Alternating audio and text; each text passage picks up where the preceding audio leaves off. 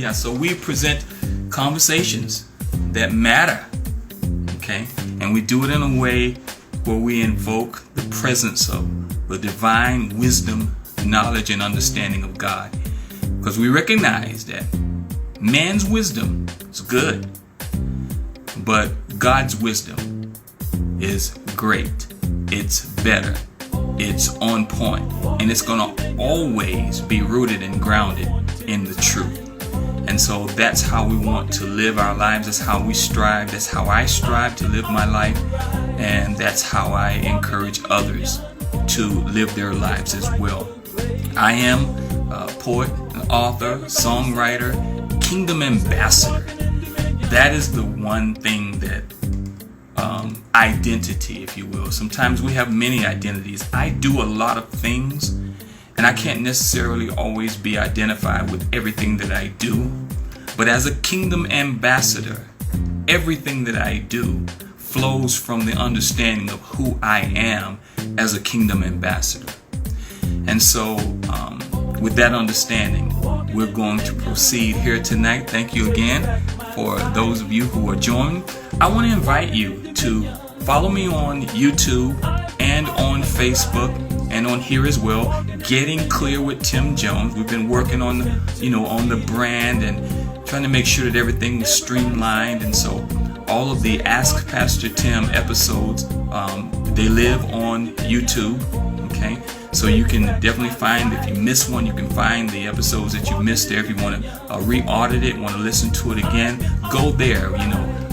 Instagram sometimes is limited in our ability to do any editing. So the ones on YouTube, we clean up what needs to be cleaned up and edit it so that it's a nice presentation. Please, go there, check it out, follow, like, subscribe, and share from YouTube. And that will help us out a lot. And we're going to get ready for where we're about to go next. Because it's always about what happens next, what's coming next, what are we about to go into, what are we about to enter into. Certainly understanding what we're coming out of, but having a sense of, an awareness of what we are about to come into. I encourage you to evaluate your life in that way, looking at where you've come from and where you are, but being mindful of what comes next in your life. Where are you going? What is God trying to do? What is He trying to bring you into? We're designed to grow and to develop. We're designed to become, whatever it is that we were sent into the earth to become. We have to grow through a process. All of us have processes, and we grow. The idea is to grow through your processes. Now, your processes have ups, they have downs. It has good times, it has not so great times. It has your failures, it has your victories. It has everything in it, because it's designed for you to learn and to grow through everything that you go through, learning and growing so that you can continue becoming, because you are becoming something that will bless the world, that will bless the earth, that something that will give to the world the uniqueness that you have to give to the world. Okay, so that's how we encourage people to approach their lives, and we talk about and try and instruct and teach everyone how to take advantage of opportunities that are given to you to grow. Okay, you can look at something that has happened to you as something bad, but you can also see it as an opportunity. You can look at it as a stumbling block, as a struggle, as all of the negative things that you can attach to something that happens to you. But you can also look at it through the lens of opportunity and recognize that you can look at where you are, you can look at where you were, you can look at your decisions, and you can choose to grow. You can choose to evaluate it. You can choose to get better. You can make choices around everything that happens in and to you in your life. Okay, and again, that is certainly how we encourage everyone. So again, thank you. Hello, Christina. Thank you for joining tonight.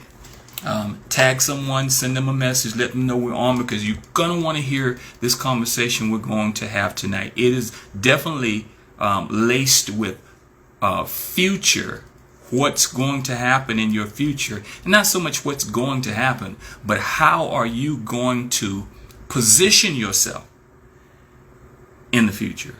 Okay, that has everything to do with how you're positioning yourself right now. Okay, and so we're going to talk about that. We're going to talk about this thing. If you've heard this terminology before, you probably only heard it from me in this way, as a signature greatness conversation. What is that? Why is it important? Is it important? Why is it important? Do you have one? Do you need one? How can you develop one? All of these questions we are going to attempt to answer tonight. So I want you to certainly ask me questions, okay, about this topic as I begin to talk about it and delve into it. I'm going to ask you some questions that I will encourage you to put the answer in the chat if you want to. If you don't want to, that's fine too. If you want to hit me up later and message me, you can do that. If you just want to reflect and think on it, you can do that as well. But I will be asking you some questions because I want your mind to open up, and I want you to begin to evaluate some of the thoughts that you have around some of the questions that I'm going to ask you. All right, I think I've gotten all the preliminary stuff out of the way. I invited you to follow me on YouTube and Facebook at Getting Clear with Tim Jones. And I invited you to my birthday celebration this weekend. Those were the two main things I wanted to get out of the way. And just wanted to appreciate and tell you how much, thank you, and tell you how much I appreciate that you're here and that you're hearing what I have to say. I do not take that lightly or for granted. You don't have to tune in here, but you tune in here because you believe that I'll say something, or that God will say something through me that will help you. And that is certainly why I show up, to be that kind of vessel that God can speak something through the uniqueness that He's given me, okay, that will cause you to see something differently, that will cause you to hear something differently, that will add to and advance your life. All right? Can we be all about advancement, advancing our lives? All right, so let's get started here. Let's see. Revelation Collective, thank you for joining. Thank you. I love it that you're on with me here tonight. And you guys have got something really awesome happening this weekend as well. Don't know if I'll be able to make it. I want to come over on Friday night to see your new facility there. Man, I've heard great things about the facility and what you guys are doing. We are supposed to connect. Don't know what that looks like. I just know that we're supposed to connect. So you'll be hearing from me if you don't see me this weekend. I know I won't be there on Saturday because that's my celebration. But you'll definitely be hearing from me in days to come. All right. Thank you again. So, first question I want to pose to you is this. So, we are all, in one way, shape, form, or fashion. I think I mentioned this last week when Antonio was on with me, is that Pastor Frank likes to say it this way. You're either coming out of a storm, going through a storm, or you're coming out of a storm, in a storm, or getting ready to go through a storm. Yeah. So that's most of us. We've either been in it, we're in it now, or we're going to go through it at some point in the future. Okay. The question is, what is happening, or even are you aware of what's happening in your mind when you go through difficulty, when you go through stressful situations, when you go through trials, when you go through tribulations, okay, when you're having struggles, when you're having trouble, okay, what's going on in your mind? Are you aware of what's going on in your mind? Let's start right there. Because I believe, and if you are, type in the chat, I'm aware, or I have no idea what's going on in my mind when I go through difficulty. It's okay if you don't, because that's why we're here, is to help you to become aware or to begin to maybe look at or evaluate what may be happening in your mind. See, there's a conversation that's ongoing within us. And when we go through difficult things, when we come to difficult moments that try us, the moment is trying. What it's really doing is it's giving you an opportunity to clean up your identity. What do I mean by that? What I mean by that is that we are always becoming, remember? So if we're becoming, then it must be because we are becoming something. Okay? That something is really what our identity is. Now we have all kinds of identities, a father, a mother, okay, a parent, a teacher. It may be what you do, your work. That could be your identity. Sometimes it's your gift. People make their gifts their identity. And all of that's fine and well and good. But you have to ask yourself, is that really my identity, or does it just point to who I'm supposed to be becoming? So in the original Hebrew language, it's very interesting. The name of a thing is the thing, and the thing is its name. In other words,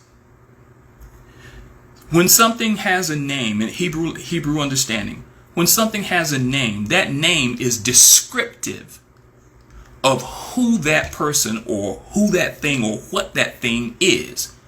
The name is a description of who you are, what you bring to the table, what you have to offer. So if a chair has a name, that chair, the name of that chair should be descriptive of what it does or what it can do or what it provides or what it presents. Okay? So the name of a thing is descriptive of not just what it does, but who it is. Because when we look at it from an inanimate object point of view, we think of, okay, let's take the chair, right? The chair has a function. It has uses. It's designed to function in a certain way. And for us, we use it in a certain way. And, that's basically that chair's identity. Okay. Now, sometimes people stand up in chairs. Don't know if that's a part of a chair's original design for someone to stand up in it or not. Excuse me. But there are times when you may use a chair to stand in that chair. And you say, well, there's a lot of things I can do with a chair. Just because you choose to stand in a chair doesn't mean that that chair was made to be stood in. I'm going to say that again because I want you to hear that. Just because we may take the opportunity to or use the chair to stand in, okay, use it in that function, does not mean that that's what it was designed for. I just feel somebody need me to say that one more time, so I will. Just because we choose to stand in a chair does not mean that that chair was designed for someone to stand in it.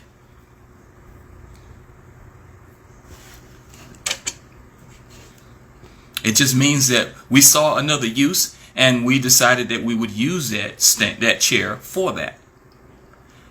Here's the deal. If you stand in that chair and the chair malfunctions, the chair fails to hold you up, okay? If standing in a chair is not a part of its original design and the functionality that was built into the chair, then it will void the warranty that comes with the chair. Okay? If you are doing something that chair was designed to do, okay, in a way that it was designed to function, and it malfunctions, the manufacturer guarantees you that they'll fix it or replace it. Okay? They guarantee the function that it was designed for, not the function that it was not designed for. So, come on, put in the chat if you can see that, if you can hear that. Put in the chat, say, I hear that. I hear that. Just because I stand in a chair doesn't mean that that chair was designed for me to stand in it. Number one. And number two, there's no warranty on me standing in the chair if it breaks and it's not designed for me to stand into it. It voids the warranty. If I am using it, that would mean that I'm using it irresponsibly. If I'm using it in a way that's contrary to its design, then I'm using it irresponsibly. My mentor, Dr. Miles Monroe, would say it this way. That's called abuse. If you use something in a way that it was not designed to be used, you are abnormally using it. Put those two words together, abnormal and use, slam them together, and you've got the word abuse. So when something is being used in a way that's contrary to its design, it's being abnormally used. And whatever warranty came with that design or came with that product has now been voided. Can I say to you, because if you can hear that, man, can I say to you that some of us are operating in ways that we weren't designed to operate in, and we want God to validate it or guarantee it or warranty it, but it's not according to design? Now, who have you heard ever say that before? I don't know, maybe you have heard someone say that before. And if you have, I'm saying it again to you, because it's in alignment with the rudiments of the foundation of the wisdom of the word, the understanding of the word, the knowledge of the word, and what the word says about us. First of all, what it says about God, the one who made us, and then what it says about us as his creation. Okay? So we have some understanding about that, right? So let's establish that as a foundation. Okay? Just because you stand in a chair doesn't mean that it was designed to be stood in. And if you stand in a chair and it's not according to its design, you will void out the warranty. So we look at the word and we look at the promises of God. The scriptures say the promises of God are yes and amen. But what we don't really understand about that is his promises are based upon his promises are based upon the same thing that his love is based upon. So this is where it gets in that place where unless you do your own studying, unless you do your own due diligence and get your own revelation for what God is saying in this, you won't hear it. But Jesus made a point when he was asked by the Pharisees, what's the greatest commandment? And he began to say to them that you love the Lord your God with all your heart, mind, soul, and strength. And the second one is like unto it, that you love your neighbor as you love yourself. He went on to say that all of the law and all of the prophets hinge on these two things. He could have said it this way. He could have said all the Old Testament, all the New Testament. It all hangs on these two commandments. And these two commandments have pivoted on how you see yourself. Right? Well, this is what God says. He says, if you love me, then you'll obey me. Man, people have struggled with that for a long time. I struggled with it for a long time. It doesn't change it. And it doesn't make it go away just because you struggle with it. Okay? But that's what Jesus equates love to. If you love me, you'll obey me. In other words, if you love me, you'll keep my commandments. If you love me, you will believe my word enough that you'll align your life with it. Okay, so I'm going to say that again too. If you love me, you'll obey me. If you love me, you'll keep my commandments. If you love me, you will believe my word enough that it will make you or cause you to pattern or align your life with the word. If you really love me. Now that's word. That's not me making it up. That's not even me interpreting it. That's what it says. Okay, so if that's the case, then everything is going to hinge on how we see ourselves, whether or not we have the ability to love ourselves. Okay, I'm going to tying two things together now. Loving yourself, okay, seeing yourself a certain way, loving God, right? God is the one who gives us the information that allows us to be able to love ourselves.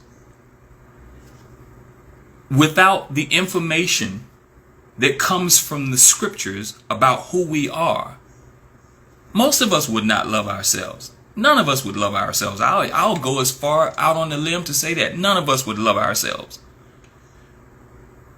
Because at best, we are flawed, right?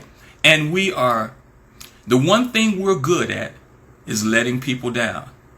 In our best intentions, we still let people down. You know why? Not because, we're just bad people. That's not the point.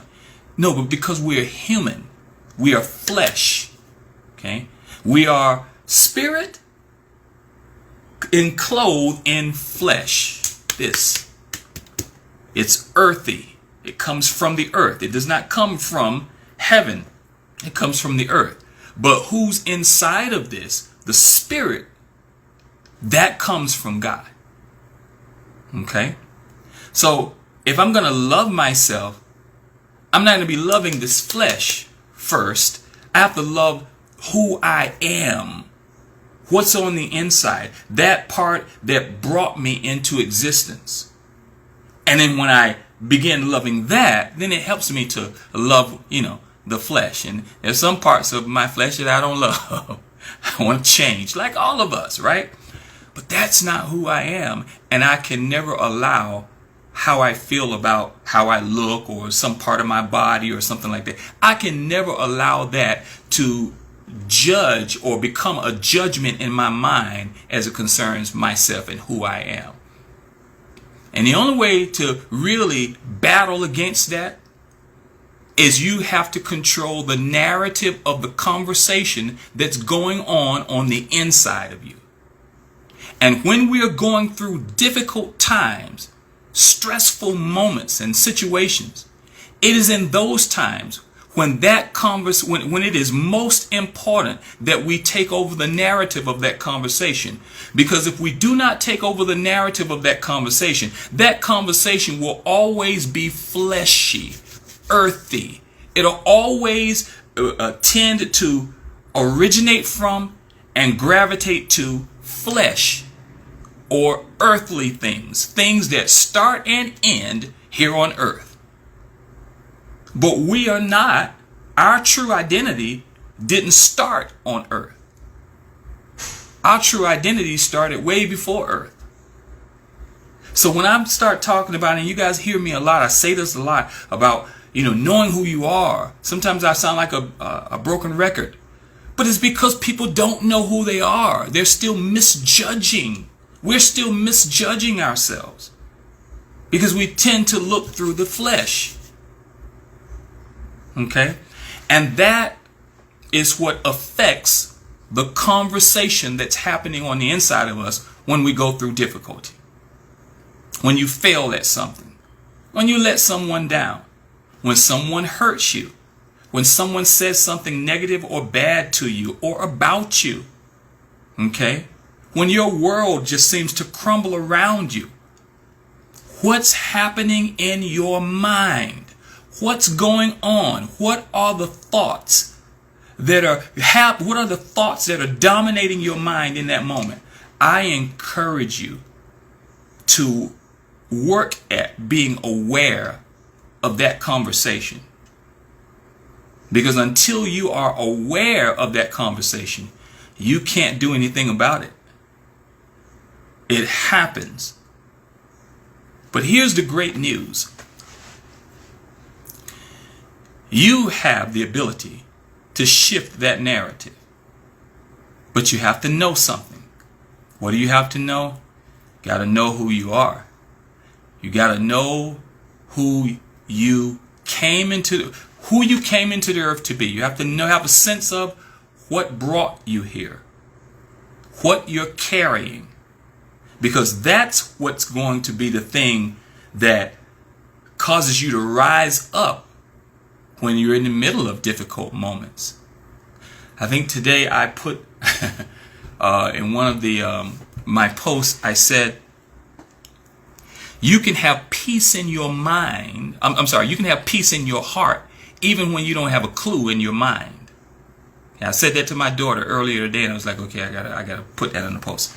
You can have peace in your heart even when you don't have a clue in your mind. That means that even when you can't figure it out, you don't know you don't know where you're going or coming, it's just not happening up here, you can still have peace in your heart when you know who you are.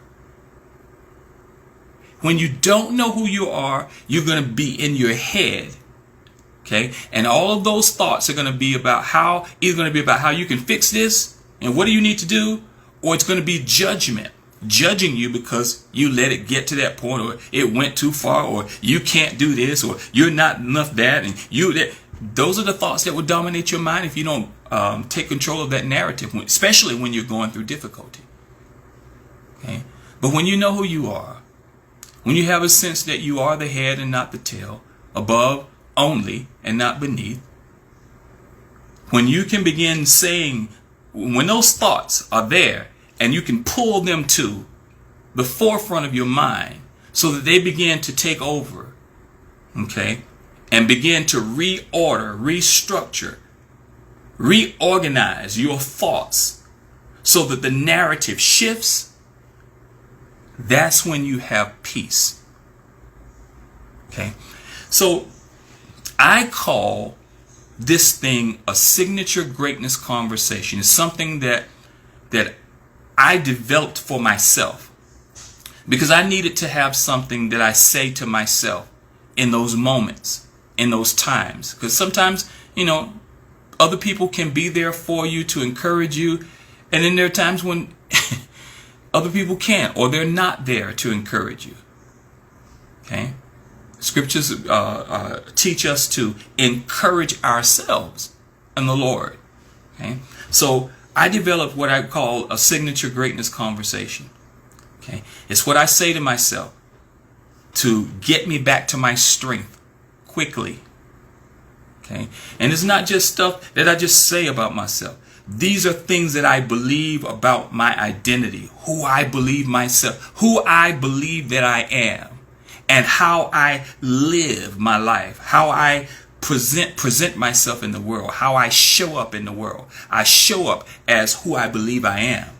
And so I match that with my thoughts, my thinking, to develop my thoughts so that they will support me in difficult times rather than betray me in difficult times. Does that make sense? If you've ever felt like, well, let's say it this way. How many of you have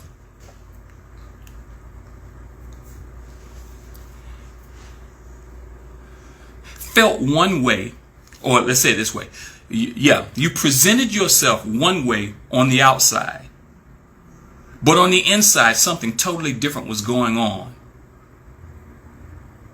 Okay? You showed your face. If people look at your face, they were seeing one thing.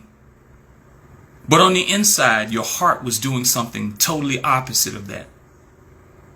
You presented yourself as okay, or confident, or happy, But on the inside, you were confused. You were in turmoil. You were sad. How many of you ever experienced that before? Let's put it in the chat. Say, I have. I have experienced that before. If you've ever felt like that, shown up in places and in spaces with smiles on your faces, but all at the same time, your heart was taking you to dark places. If you've experienced that, say, I have.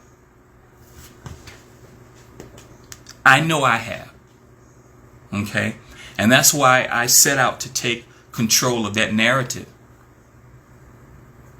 Because I found that, man, the minute something happens that reminds me of my failure, or that looks like my failure or my defeat, I can hear something that reminds me of it. I have the opportunity to either entertain what I just heard or to take over that narrative so that it has no life. Do you know that if you entertain a thought, you give it life? And it doesn't matter whether the thought is negative or positive. If you spend enough time entertaining it, you give it life. You give it permission to live inside of your mind, inside of your psyche, inside of the holder of your belief about yourself. You give it permission to live. Okay? I believe tonight some of us have the opportunity to kill some things that we've allowed to live that shouldn't be living in our psyche, in our minds, in our concepts and ideologies about who we are and how we're showing up in the world. Some of us have given life to things. Some of us have given life to dead things that can't produce life, dead thoughts that have no ability to produce life. And if that's you, I want to encourage you, man.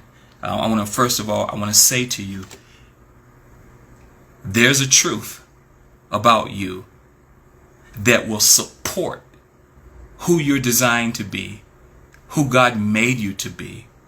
It will support the thing that brought you into the earth. It will support your thoughts that will help to undergird you, your thoughts that will help you keep you from falling, and not those thoughts that condemn you and pile the guilt on and pile the shame on and not those thoughts. No, the ones that will support you. There is a truth. There is a truth. And so I see some of you say, yes, I have. I've experienced it. That I know that I have experienced that. And to be honest with you, I experience it daily, really. Maybe not daily, definitely weekly, at least once a week, right? And I just, the activity, the work is to take over that narrative so that it does not affect how you see yourself or who you believe yourself to be. And quite frankly, not only does it affect who we believe ourselves to be, it affects who we believe God is.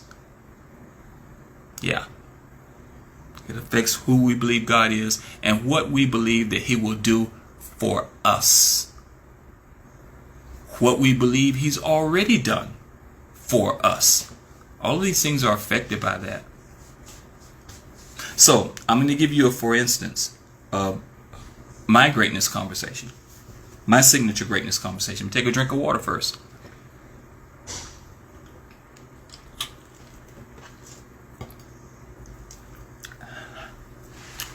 All right. Just give you an idea. Here's my greatness conversation. These are the thoughts that I have devised in my mind and developed in my mind that come to my mind when I'm going through difficult times. Okay.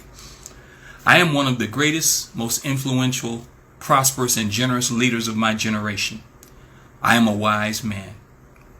I live by the wisdom, knowledge, and understanding that comes from above, and therefore I show up in the world as a solution to the problems my gifts address. I am bold as a lion, and I have everything I need to be everything I am and produce everything I can. My life is relevant because I am in alignment with my original design, and I am actively fulfilling the purpose that brought me into existence. That's what happens in my mind when I'm going through difficulty. Those are the thoughts that come and take over the narrative when my mind wants to go to, man, you've been here before. This is the same thing that happened to that. When all the accusations start coming, that's the conversation that comes and takes over the narrative. Do you have a conversation like that takes over the narrative when you go through difficult moments, when you go through emotional stress, when you lose things that you should have had or that you feel you should have had, when things don't work out like you thought that they would? Do you have the ability to make those kinds of shifts? You can develop that ability. We're going to be doing something. I'm going to be doing something. In fact, I've been doing it. I've been doing this coaching for quite some time. Some of you have experienced it with me. Okay. We're taking it to another level because I know that this is an issue. It's a problem in the earth, and it's a problem that I can solve. So that's how I present what I do as a solution to this problem. This problem of not being able to control that narrative, of that narrative getting out of hand. I have a solution to apply to that will help you to be able to gain control of that narrative. And that solution is called a signature greatness conversation. Okay. Now, how do you develop a signature greatness conversation? Okay. It certainly begins with what you are eating. In other words, what you are feeding yourself, what you are feeding your mind about who you are. For many of us, so past couple of 3, 4, I keep saying couple of years, this is 2023, so 3 years ago, right? When the COVID and all that stuff happened, right? In reality, the world went through a traumatic experience. The whole world did. Okay? And so it has been scientifically proven that trauma changes the brain. Okay? That's number one. Number two, we have all seen the increase of fear, doubt, confusion, and uncertainty. Okay? It certainly was rampant then, right? And now on the backside of the whole COVID epidemic and all the stuff that was going on, the racial tensions and all that, what we're seeing now is the residue of that. The residue is what I call pandemic fever. Okay? I describe pandemic fever as the increase of fear, doubt, confusion, and uncertainty. Okay? That residue is still in the earth, in the atmosphere. Okay? And so, man, everyone, the whole world has been impacted to one degree or another by this pandemic fever. We're in a season, we're in a time now when, mass shootings are on an all-time high. Okay? We've had more mass shootings than we've had days in a year. That's ridiculous when you think about it. But that's because of, I believe that's because of the residue of pandemic fever, fear, doubt, confusion, and uncertainty. And because people don't know how to take over the narrative that happens in their minds when they go through difficulty, the narrative takes over. And when the narrative takes over, what did we say earlier? It's going to always be fleshly. It's going to always be earthy. It's going to always originate from and base itself on things that are temporal. Things that start and end right here. We did not start here, and we will not end here. We are spirit beings that came to the earth. God manifested us in the earth and put that spirit inside of a body that was subject to the earth. Okay? Our bodies are certainly subject to the earth, Our spirits, however, when our bodies can no longer contain the spirit releases itself and goes where it's going to be for eternity. Okay? So we are not finite beings, though our bodies are. All right? So we have to allow our thinking to be elevated in order to really see who we really are and to embrace who we really are. In order to be able to develop a conversation like what I'm talking about that will begin to impact your life to the degree that, so let me say it this way. And sometimes I have to be real sensitive, real careful about how I say certain things because, people are in all kinds of places and they don't always process things the way you mean them, And we're in such a cancel and litigious culture now, but it still doesn't negate the need for the truth. The truth has to be talked about. It has to be presented. Okay, and we can't shy away from that truth. The truth is that people really want the truth. But because of their fear, because of the fear, because of the doubt, because of the confusion, because of the uncertainty, things that we used to be able to trust in, we can't trust in anymore. Institutions that we used to be able to trust in, we can't trust in them anymore. Even down to the church, So people are in that place, and I'm making sure that I spend a lot of time talking about this because I want you to see that, man. If you can see it, I want you to see how fear, doubt, confusion, and uncertainty has impacted and is impacting the minds of people, which brings me back to why it is necessary to have a signature greatness conversation in order to protect your mind, to protect your emotions, even to protect your spirit. Yeah, even to protect your spirit. So yeah, now, let me see here. We've got about 12 minutes. All right. I want you to, if you have questions, please pop them in the comment section there. Let me hear what you have to say. If you want to share something, if you want me to talk more about something, or if you just relate to this and you want to know how you can develop your own signature greatness conversation, pop that in there. Let me know, because again, part of my signature greatness conversation is I show up in the world as a solution to the problems my gifts address. And what I am giving you today is one of the problems that one of my gifts addresses.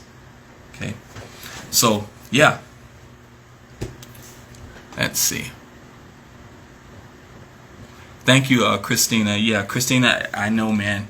We've had many conversations about this, and you certainly have implemented many of the things that I talk about in terms of doing the work necessary to begin taking over that narrative. And you are certainly someone who is a witness, an example, a living example of how someone can restructure and reorganize their thinking. So I appreciate you saying that. That conversation has been my lifesaver, is what she's saying. Yeah. So if you want to be able to take advantage of that, if you want me to help you develop your conversation, your signature greatness conversation, we're going to be doing an 8-week program. Okay, an 8-week coaching, and make it ridiculously easy for you to be a part of it. If you want to be a part of it, 8 weeks. We spend about 30 minutes a week. Tops 30 minutes a week together. 15 to 30 minutes a week for 8 weeks. Doesn't take a lot of time, okay? But it just takes intention, right? Intention, and it takes the truth, and it takes a vehicle that works, okay? This coaching program that we developed, it works. And my own life, and as I mentioned, Christina, she's on here, who says that when I truly love my mom, she rejects me repeatedly. This reorganizing thinking helps me. That's a great example, Christina. She says, when I truly love my mom and she rejects me repeatedly, this reorganizing thinking helps me. That's a great example of how that works. I can tell you story after story after story of how I've had to do it. In fact, that's one of the reasons. I won't say one of the reasons, but it was one of the things that helped me to develop my ability to write, and particularly poetry, because I love poetry, and I've written poetry. I've loved and written poetry for, I don't know, as long as I can remember, teenagers probably.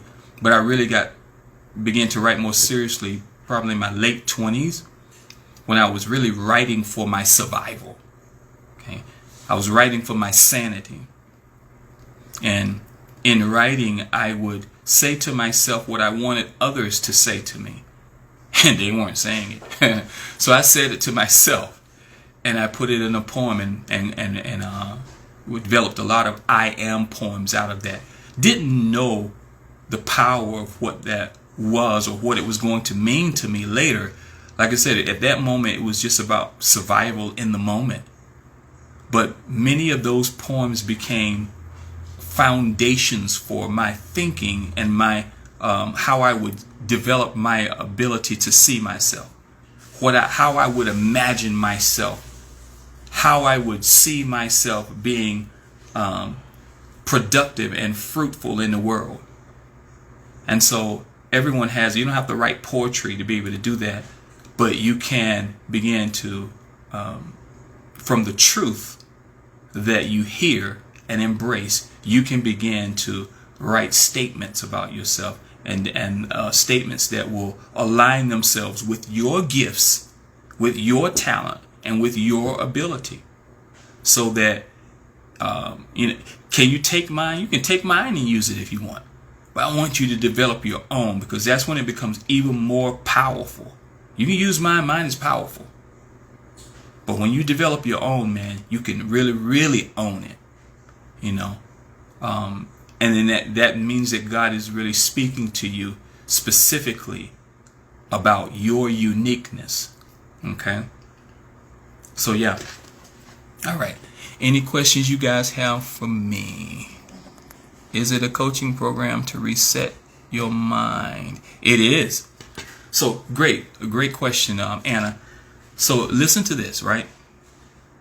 So, I said a few minutes ago that basically the whole world went through a traumatic experience together.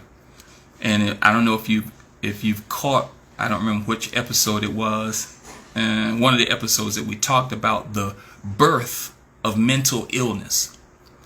And we talked about the birth of mental illness as it originated from the very beginning, even in the Garden of Eden.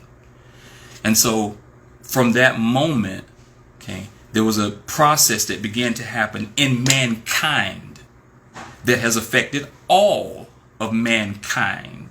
Okay, and so it becomes necessary to reset the template from which you use to see yourself in. We call it a self-image template. That self-image template is the lens, the framework that you see everything through. Okay, and in order to cleanse, all right, that screen, you literally have to reset the template so that you're seeing through different, there's a different framework that you're looking through. For instance, let's make it real plain and palatable. Let's say that you grew up in a home, okay, and I'm just using this as an excuse because it's easy to.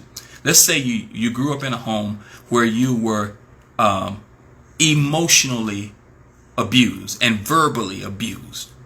Okay, just emotionally and verbally. If you were verbally abused, then you were emotionally abused by default. Okay, so let's say you grew up in that kind of environment. Your picture, the framework through which you see love, okay, and why love? Because we first began to experience love from those that are caring for us, taking care of us, nurturing us, raising us. We come into this world into some kind of family. You know, we come into this world through a vessel, and then we come to vessels that have the responsibility of raising us, rearing us, steering us, guiding us, supporting us, helping us to grow, you know. And when those bases present a framework for what you learn that isn't in alignment with, or rather that produces thoughts that don't support you, and rather they tear you down, then so you grow up having a certain understanding about love. So what does that mean? How does that translate? That translates to this, that if you grew up in a situation where you were being verbally and emotionally abused, 9 times out of 10, let's say 8 times out of 10, you're going to find yourself in those situations more than not. Why? Because you're drawn to them. Why? Because that's the framework through which you see relationships, which you see love, or those who are close to you, or those who care for or care about you. You're looking through that framework. And that framework is a broken framework. So in order for you to be able to receive someone really genuinely loving you, okay, you got to destroy that framework so that you can even receive that. You see? And so the template has to be reset or replaced or reframed. I like using the word reframed. In fact, the first part of the training is that it's resetting the self-image template, which is your frame of reference, what you refer back to define things for you. Okay, does that make sense? So thank you, Anna, for saying that. You're absolutely right. It is a reset of the self-image template, a reframing of that template so that you can see things differently and be able to receive them as they are in their truest form, without the tainted view and tainted picture that you may have had by someone miscommunicating the love of God, because that's what that becomes. Parents are like God to children, you know. And so if parents are like God to children, then that means that parents are supposed to love children like God loves them. And so if a parent does not love them like God loves them, then they are misrepresenting God to their children. Okay. All right. So any other questions? I want to make sure I didn't miss any. Yeah.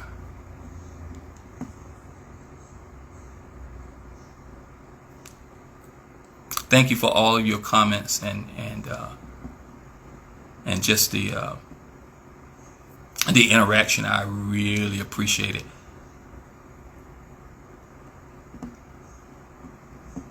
Okay. All right. Awesome. So yeah, I'm gonna be posting a flyer in the next couple of days or so about the coaching program. And like I said, I'm making it ridiculously easy for you to be a part of it. And we'll help you develop and design your own signature greatness conversation, which will help you to fortify your mind, help you to build I like to call it a resilience, a system of resilience in the way that you think, so that again, your thoughts will support you and not betray you. All right. So thank you again, everyone. Remember to follow me on YouTube and Facebook. Getting Clear with Tim Jones. Getting Clear with Tim Jones on Facebook and YouTube. Go there, check out the episodes that you may have missed of Ask Pastor Tim. Okay. Like them, Subscribe to the channel. Share the videos, okay, with anyone that you know, that these subjects that we talk about, these topics, that it would do them good to hear a different side, to hear how we present things. Yeah, give them access to it and share this information with them. Again, remember, if you are in the vicinity and you can come and join us and celebrate with me for my 60th completion of my 60th year on the planet, I would love to have you, would love to see you, and we would love to celebrate with you. It's going to be a time of worship, it'll be a time of laughter, it'll be a time of reflection, it'll be a time of inspiration. I have a very specific word that God has given me that I can't even release until May 20th. I've had it for a while now. I've had to sit on it. So it's very strategic, particularly for those who will be there. If you're there, that word will be for you. So join us if you can. All right. So again, I want to thank you all for joining. I'm going to go ahead and sign off here now. I want you to remember, okay, always remember this. Live full so that you can die empty. Thank you so much, everyone. Good night.